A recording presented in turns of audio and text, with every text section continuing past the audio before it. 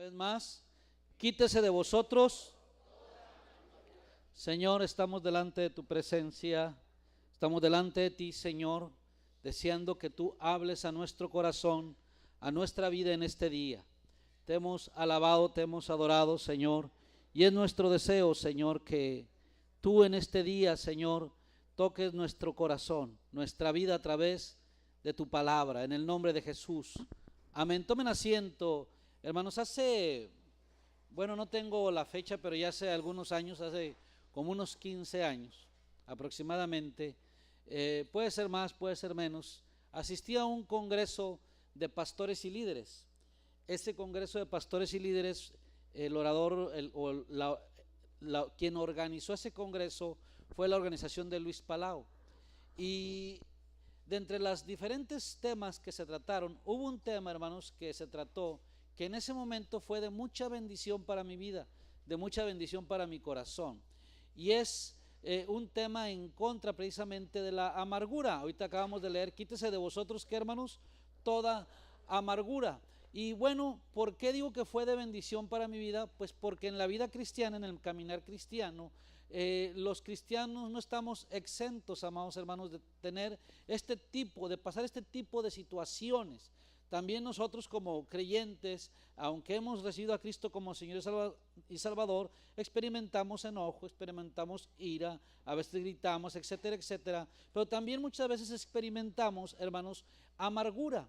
Yo estaba pasando por un momento en que estaba experimentando esas situaciones, no solamente como cristiano, como creyente, estaba experimentando esas situaciones como pastor. O sea, también como pastor a veces atravesamos por situaciones, hermanos, en las que nos sentimos enojados, nos sentimos amargados por situaciones que a veces estamos atravesando.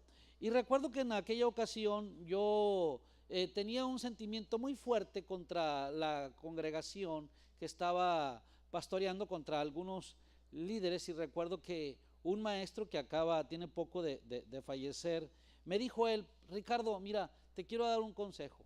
A veces la iglesia no siempre paga bien, hay veces que paga muy bien, pero a veces no siempre paga bien, y no me refiero a cuestiones económicas, sino en general. Y me dijo él, pero Dios siempre va a pagar bien. Y también me dijo otro consejo, me dijo: mira, cuando las cosas se pongan difíciles y cuando se hagan cosas que no van de acuerdo a la palabra de Dios, o cuando haya personas mal intencionadas, recuerda, las cosas van a caer por su propio peso en algún momento. Y fue ese consejo. Yo estaba en una búsqueda por sanidad, estaba muy molesto, y cuando llegué a este congreso y se tocó este tema. Ahora, ¿qué situaciones? Bueno, esa no tiene caso que yo las cuente, pero hay situaciones, hermanos, de mucho peso, hay situaciones difíciles que pueden despertar en la vida de una persona ese sentimiento de amargura. Recuerdo que hermano que compartió este tema, él decía que fue invitado para hablar con una persona que era un fiel siervo en la iglesia.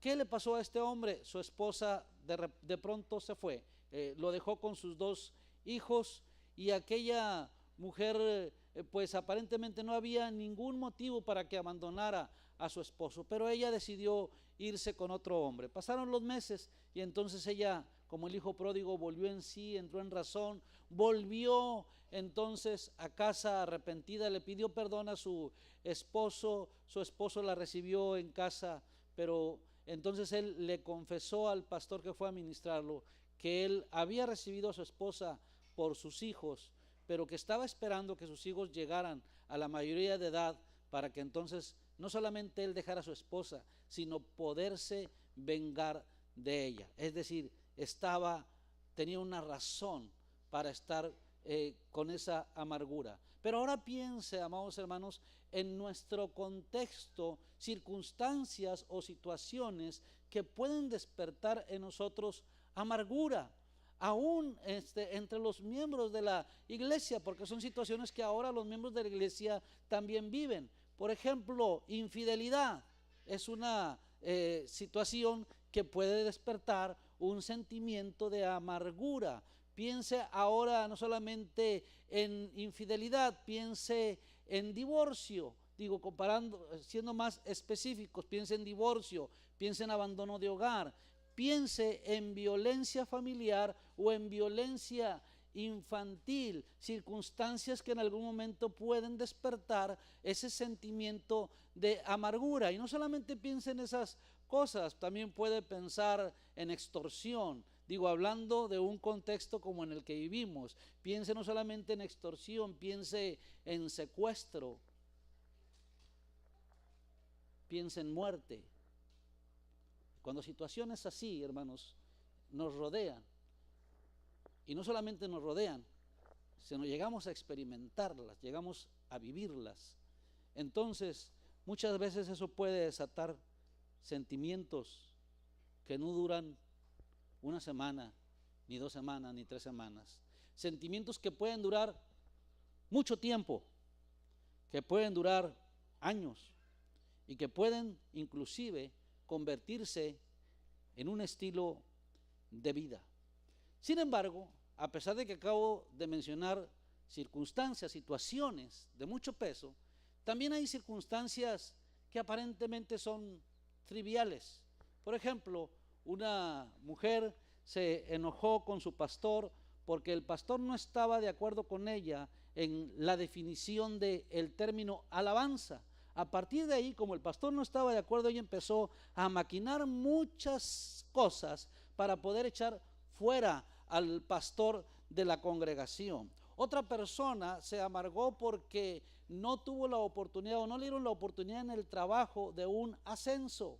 Y así, hermanos, podemos estar mencionando situaciones triviales o problemas que se pueden resolver con la palabra de Dios, se pueden resolver con oración y ayuno o con un franco diálogo con las personas que se han ofendido.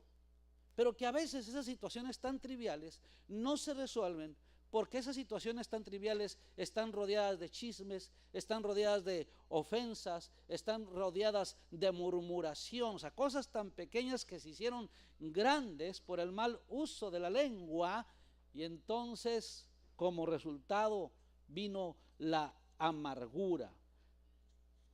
De tal manera que la amargura, si usted se fija en esta palabra que acabamos de leer, en el contexto de esta palabra que acabamos de leer, hermanos, del libro de Efesios, se está hablando de la nueva vida en Cristo. ¿Se fijan en eso, hermanos?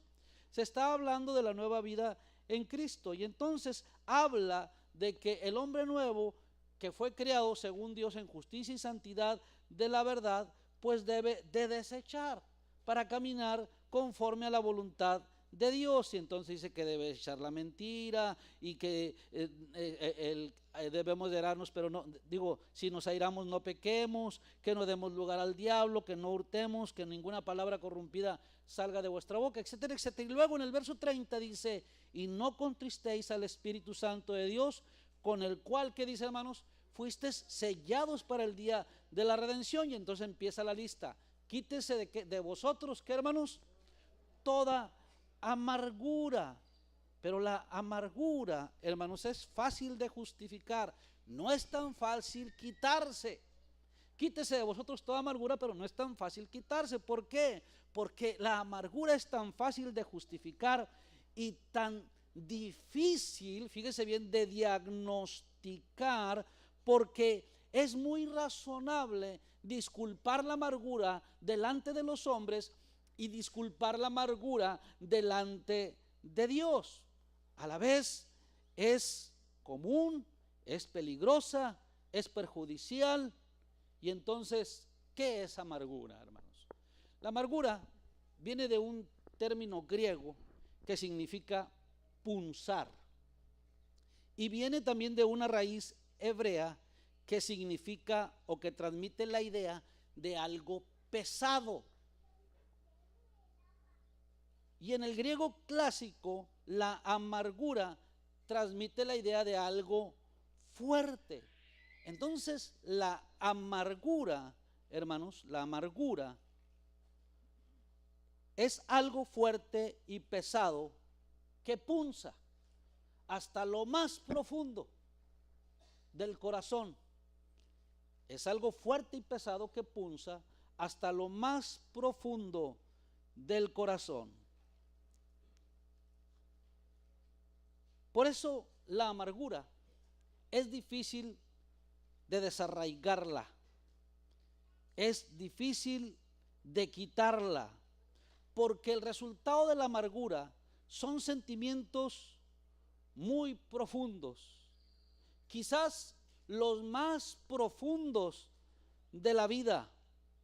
Y la razón por la que es difícil desarraigarla, número uno, es porque el ofendido considera que la ofensa es culpa de otra persona. Él me ofendió, él me dañó, él me dijo, él no me comprendió, no me entiende, etcétera, etcétera. Podemos ahí añadir muchas cosas. Número dos, porque casi nadie nos ayuda a quitar la amargura de nuestra vida. Al contrario, en lugar de que alguien nos ayude a que esa amargura se quite de nuestra vida, la alimentan aún más. En lugar de que alguien nos diga, mira, necesitas salir adelante de este sentimiento que tienen, nos dicen, tú tienes derecho. Mira lo que te han hecho, fíjate cómo te han dañado.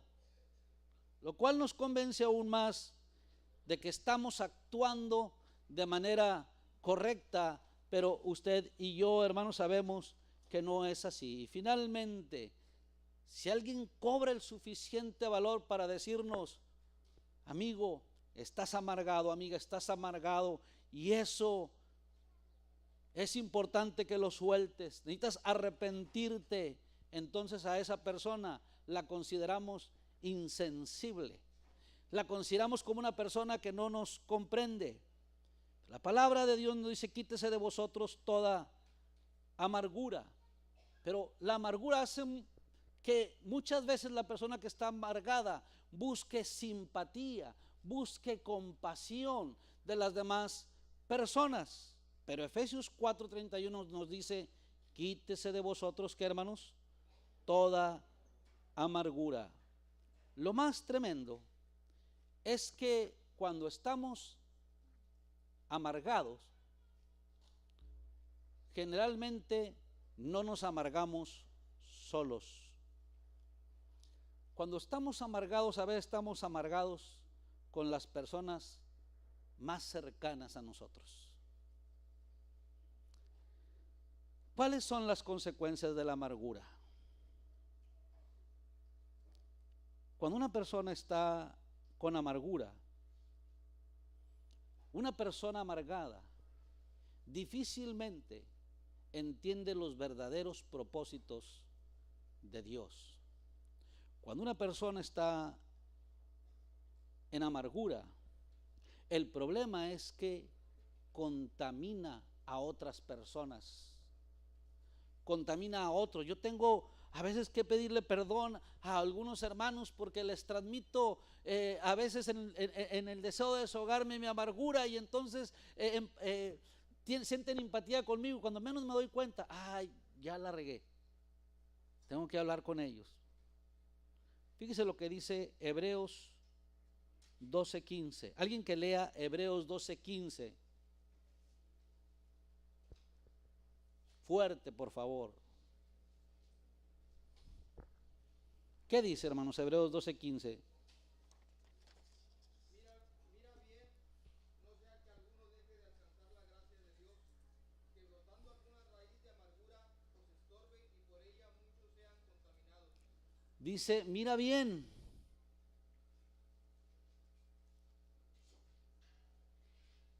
Que no brote, ¿qué, hermanos? Alguna raíz de amargura, y que por ella muchos sean, ¿qué? Contaminados. Qué tremendo es cuando la ofensa, hermanos, ha sido tomada por una familia. ¿Sabe? La amargura puede llegar a contaminar, oiga bien esto, a toda una congregación. Y un peligro es que por causa de la amargura podemos dejar de alcanzar, ¿qué dice ahí? La gracia de Dios.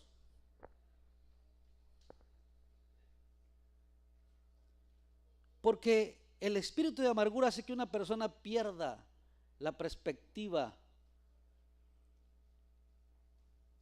El espíritu amargo se disfraza como sabiduría. El espíritu amargo se disfraza como discernimiento. Cuando una persona está amargada es muy sensible al rechazo, a los que no lo comprenden, a los que no piensan igual, y empieza a justificar su sentimiento. Lea conmigo Santiago capítulo 3 versos 14 al 15, alguien que lo lea por favor. Santiago capítulo 3 versos 14 al 15.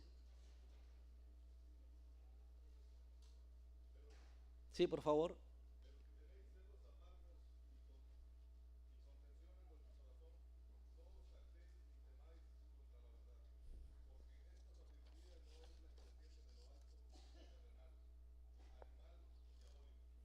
Ahora, en el pasaje que estamos meditando, hermanos, dice la palabra de Dios en el libro de Efesios capítulo 4, en el verso 26. Fíjese lo que dice el verso 26. Dice, airaos, pero no, ¿qué dice, hermanos?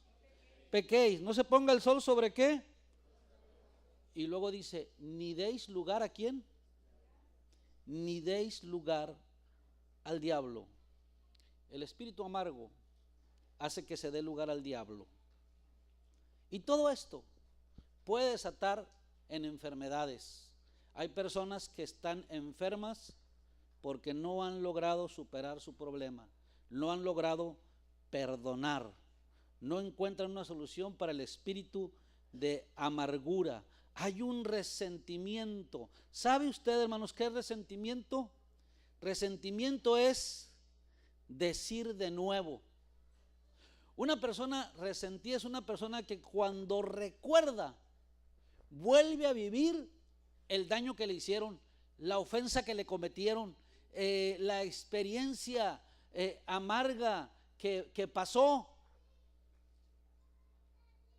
Entonces, hermanos, esto es tremendo porque eso puede desatar en problemas físicos, como no dormir, como no sentirse bien al siguiente día, como ir al médico, como tener que tomar pastillas. Entonces el espíritu amargo hace que algunos, verso 12 de Hebreos, capítulo 12 de Hebreos, y verso número 15 del libro de Hebreos, hermanos, Hebreos 12:15 dice que el espíritu amargo hace que algunos pueden dejar de alcanzar ¿qué?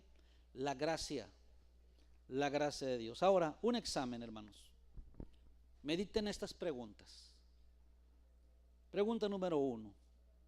¿Existe alguna situación en su vida que aparece frecuentemente en la mente o le despierta durante la noche? Primer pregunta. Algunos pueden decir, no, estoy bien. Segunda pregunta. ¿Está maquinando maneras de vengarse si tan solo tuviera oportunidad de hacerlo?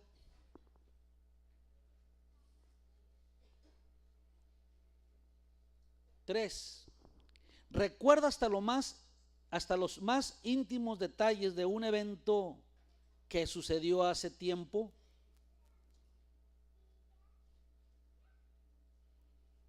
Porque la amargura tiene una gran memoria.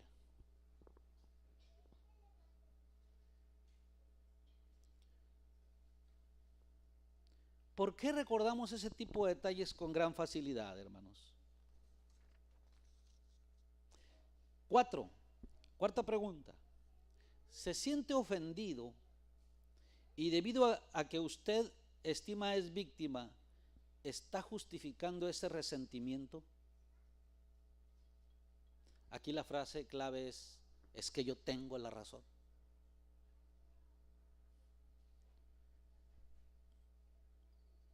Cinco, hay explosiones desmedidas en cuanto a incidentes que de otra manera tendrían menos importancia. Fíjense bien, hay explosiones desmedidas en cuanto a incidentes que de otra manera tendrían menos importancia. A veces sucede esto en la vida matrimonial, ¿verdad? Cuando uno de los cónyuges por algún motivo está amargado, por cualquier cosa, el otro explota. Y entonces la amargura se empieza a entremeter en todas las relaciones de la vida familiar. 6. Le sucede que al leer la Biblia, oiga bien esto, le sucede que al leer la Biblia casi inconscientemente aplica la escritura a otros en vez de aplicársela a sí mismo. Dijo el hermano amén. Ay Dios. 7. Por lo general usted usa expresiones que incluyen ellos o todo el mundo o es que nunca o a mí siempre.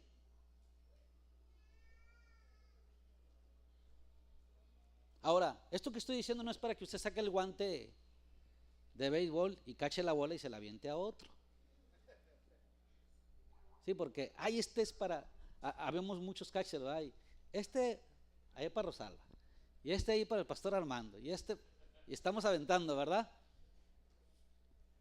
Y si viene para nosotros, pues nos esquivamos rápidamente. Cuando se refiere a la iglesia local, a la iglesia Buen Pastor periférico, habla de ellos o de nosotros.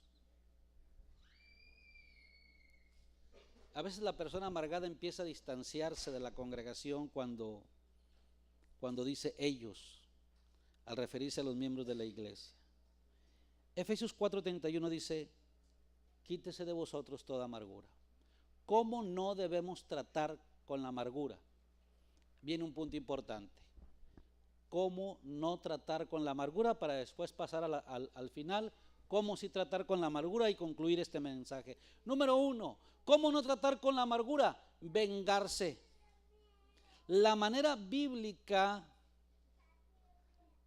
la manera no bíblica, hermanos, es más común. Me la hacen, me la pagan. Pero eso no es lo bíblico. El Señor dice, mía es que, hermanos, la venganza. Pero a veces le decimos al Señor, pero no te preocupes, Señor, yo te ayudo. Cuando el Señor nos llama a actuar de otra manera. Cuando intento vengarme, me estoy poniendo en el lugar de Dios. La venganza siempre va a complicar la situación. ¿Recuerdan el capítulo del Chavo del 8? ¿Qué dice el Chavo del 8? Ahora, ¿qué dice Hebreos 12:15? ¿Verdad? A ver, ¿cómo es así? Se la saben.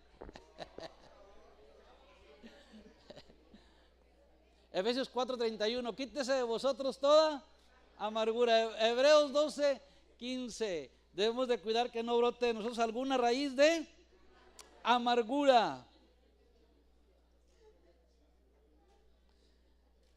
La venganza no es una forma de tratar con la amargura.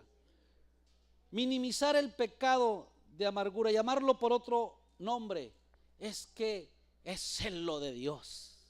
Celo santo. No es celo santo.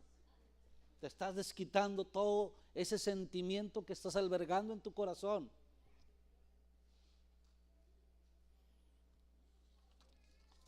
Disculparse por las circunstancias, no solamente, eso es importante, pedir perdón, pero es más importante reconocer si la amargura sigue ahí. Porque tú ofendes a alguien, bueno, pues perdóname, pero a lo mejor ese perdóname no te ha quitado ese sentimiento que traes ahí en tu corazón. O culpar a otro. Entonces, hermanos, vengarse no es la solución, disculparse en parte, pero no es toda la solución. Desahogarse. ¿Por qué es importante desahogarnos?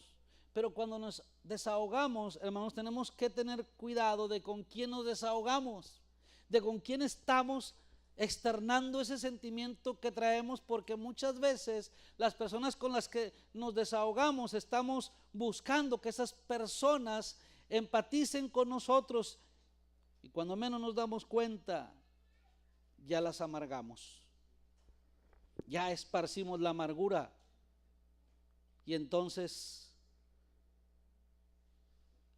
las personas con las que muchas veces compartimos la amargura son personas muy cercanas a nosotros, personas que nos aman. Hay familias que si usted se enoja con un miembro de la familia, toda la familia se enoja con usted. Ejemplo, un matrimonio donde el hombre engaña a la esposa y se va de la casa. No solamente se duele la mujer, ¿verdad que no, hermanos? La mujer va con papá y con mamá, y va con los hermanos, y va con los parientes, y admiraban a ese hombre, y querían mucho a ese hombre que se fue, y que le fue infiel, y que traicionó. Y entonces la mujer empieza a llorar, le empiezan a consolar. Pero de pronto aquel hombre se arrepiente y pide perdón. Y mientras esta mujer estuvo ofendida, habló de su marido, contaminó a otros. Pero un día aquel hombre llega arrepentido y la mujer decide aplicar la palabra de Dios y lo perdona, y el matrimonio es restaurado y hay sanidad.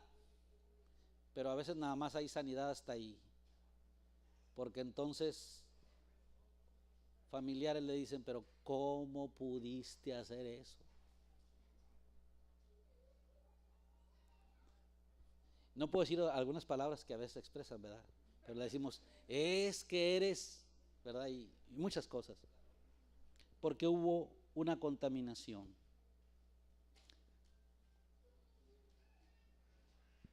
Una disculpa de parte del ofensor, no necesariamente una disculpa de parte del ofensor, quita de nosotros una amargura, hermanos. Inclusive hay quienes hablan, fíjense bien, de perdonar a Dios, porque a veces por lo que nos pasa, ¿a quién culpamos? Es que ¿cómo fue posible que siendo Él un Dios de amor, permitió que nosotros experimentáramos esto? ¿Cómo es posible que Dios, que nos guarda y nos protege, no libró nuestra casa de un accidente, de un robo, etcétera? Y culpamos a Dios. Y entonces hay quien dicen: es que mira, para que seas sanado de la amargura tienes que perdonar a Dios. Pero hablar de perdonar a Dios es peligroso, hermanos, porque Dios es amor, ¿o no? Dios es bueno, ¿no dice así la Biblia? Dios es esperanza, Dios es santo, Dios es perfecto. Jamás habrá necesidad de perdonar a Dios. Es hasta blasfemia decir perdona a Dios. Pero a veces hay muchos que usan esto para traer alivio a la persona. Hermanos, ¿cuál es la solución a la amargura? Último punto. La solución a la amargura es ver la amargura como algo, como un pecado contra Dios. Cuando tengo amargura en mi corazón, tengo que confesar con David: contra ti solo he pecado. ¿Sabe? Yo recuerdo que estaba enojado con unos de mis maestros, con dos de mis maestros del seminario, muy molesto con ellos. Uno me reprobó, y entonces cuando yo me enojé con él y yo lo retaba con la vista, bueno, era un muchacho, me sentía fuerte, atrevido, fui grosero con el maestro. Y entonces el maestro se quejó con el director de mi actitud y yo me enojé aún más. Y no me mejoró la calificación, me reprobó. También me enojé con otro maestro que ya ahorita, gracias a Dios, ya ni recuerdo por qué, pero estaba muy enojado con él. Pasó el tiempo, me gradué, me dieron una iglesia y dije, qué bueno que ya no voy a ver a estos maestros. Algunos de ustedes salen de la escuela y dicen, ay, ya voy a descansar de esta maestra o de este maestro. Pero a veces no descansamos porque a veces quedan marcas.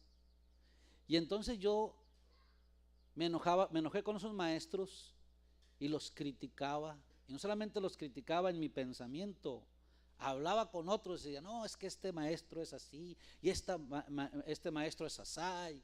Estaba yo cada vez que tenía oportunidad. Pero saben, vinieron los retiros pastorales y en un retiro pastoral dieron un tema sobre el perdón.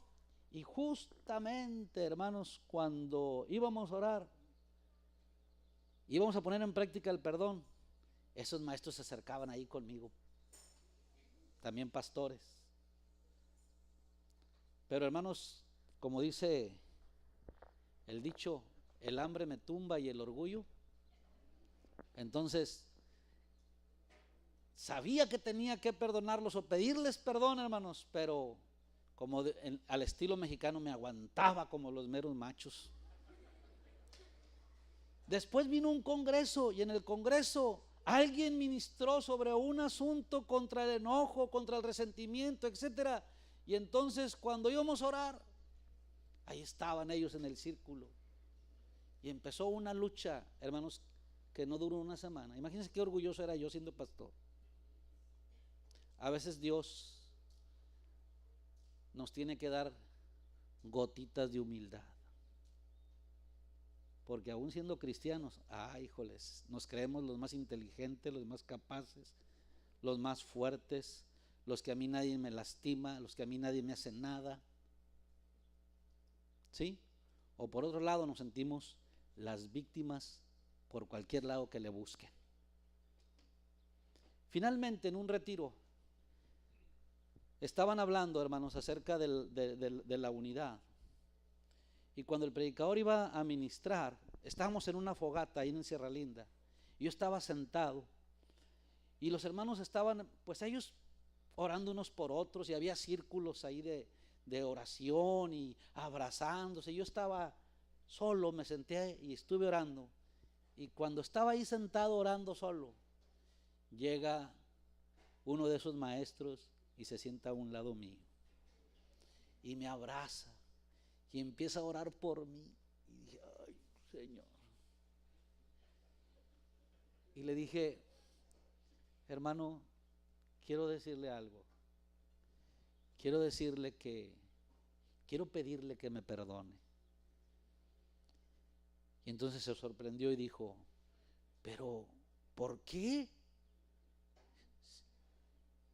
Es que cuando estaba en el seminario sucedió algo y yo quiero pedirle que me perdone. Pero si tú siempre fuiste un buen muchacho,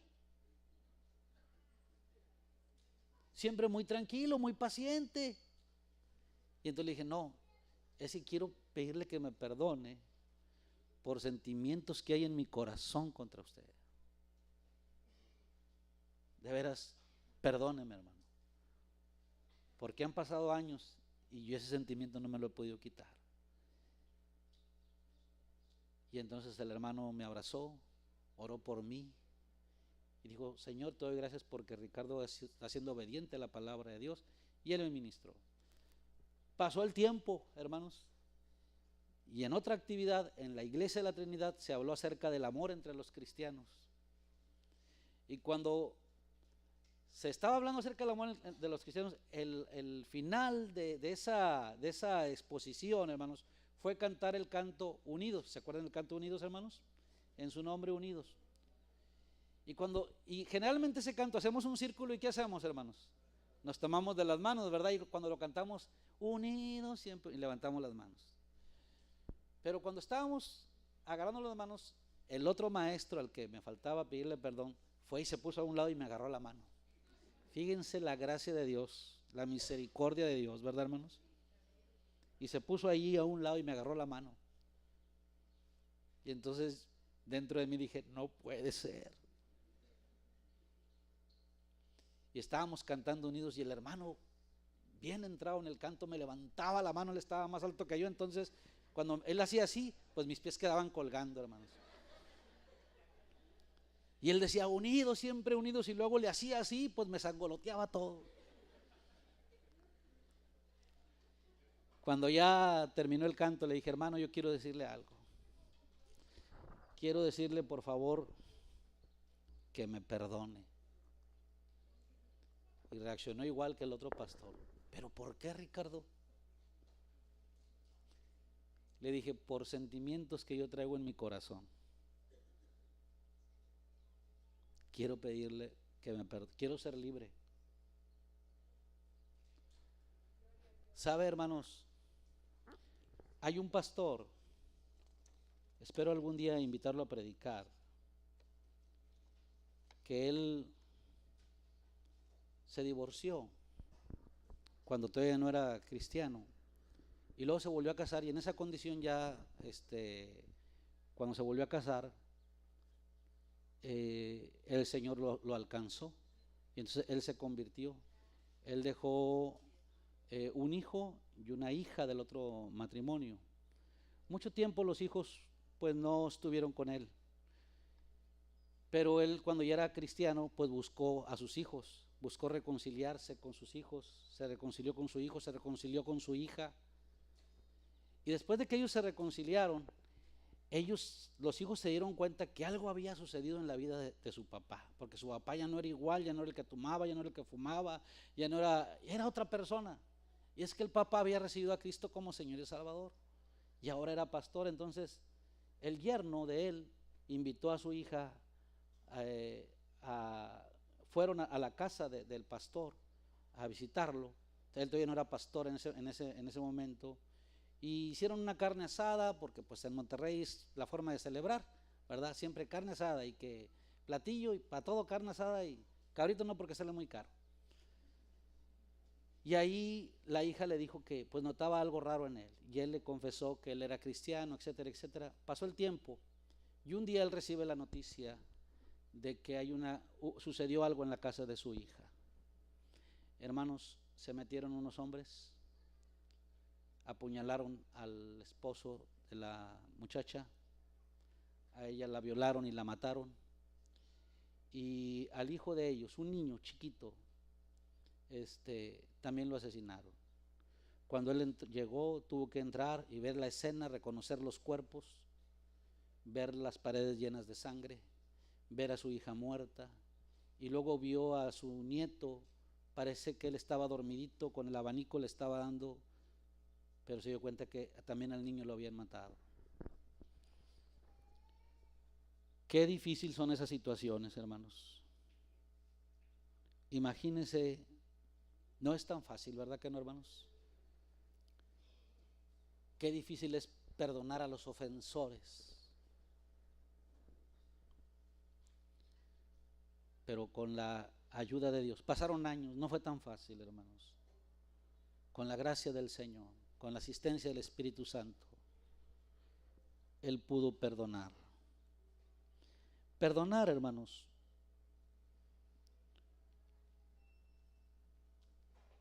es quitar el resentimiento, pero no es tan fácil. Perdonar no es tolerar a la otra persona por el pecado que cometió. No, no es eso, hermanos. No es fingir que la maldad no existe porque realmente existió.